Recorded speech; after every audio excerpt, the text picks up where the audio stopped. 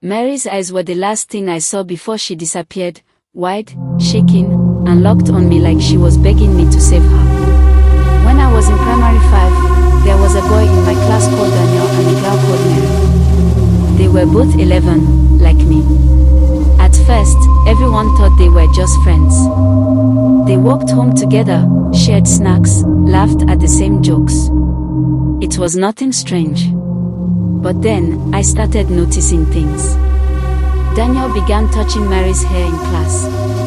Then her shoulder. Then her waist. Sometimes it was quick, like he didn't want anyone to see. Sometimes it was slow, like he didn't care. Mary would force a smile, but her hands always looked stiff, like she didn't want to be there. One day, during break, I was sitting alone under a mango tree. I saw them walking to the back of the classroom block, where no one goes except to dump trash.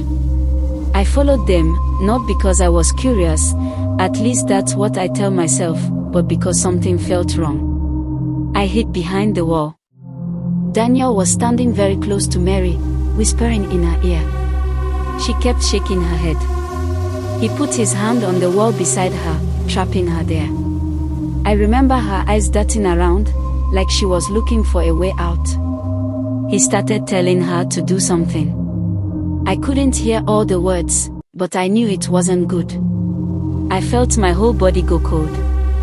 I wanted to shout, but my throat wouldn't work. My legs felt heavy. Then I heard footsteps. Not theirs, someone else. A teacher. But before the teacher turned the corner, Daniel grabbed Mary's arm and pulled her deeper behind the building, out of sight. The teacher passed without looking. After school that day, I couldn't stop thinking about it. I told my cousin. She told me to keep quiet. People will laugh at you, she said.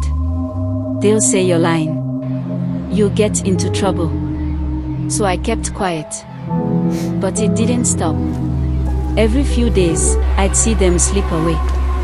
Sometimes Mary looked fine. Sometimes she looked like she wanted to cry. Then, one Monday, Mary didn't come to school.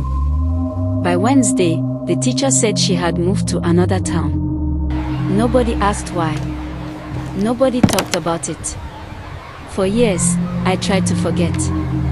But sometimes I still dream about Mary's eyes that day behind the classroom, wide, scared, almost like she was looking right at me, asking me to do something. And I did nothing. Now, I'm older, and I know exactly what I saw. I think about it every time I walk past the school. I wonder if someone else is hiding behind the wall right now, too scared to speak.